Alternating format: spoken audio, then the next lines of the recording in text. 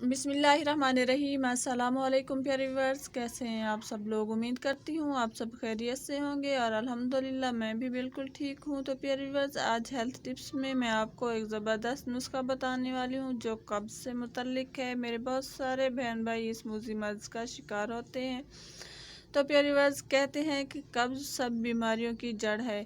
तो प्यारे व्यूअर्स, अभी मैं आपको इसके मुतालिक एक ज़बरदस्त नुस्खा बताने वाली हूँ। इससे पहले अगर आप चैनल पे नए हैं तो चैनल को सब्सक्राइब कर दें और घंटी के निशान को भी प्रेस कर दें ताकि मेरी आने वाली हर नई वीडियो का नोटिफिकेशन सबसे पहले आपको मिले।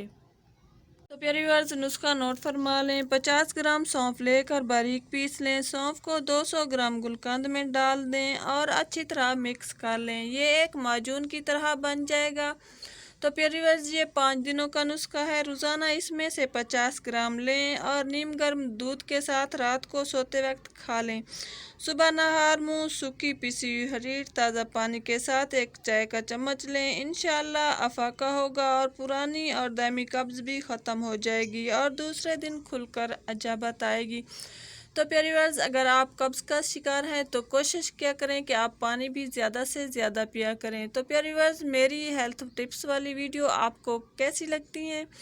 अच्छी लगती हो तो वीडियो को लाइक और शेयर भी कर दिया करें। अपनी दुआओं में हमेशा याद रखना है। अल्लाह हाफिज़।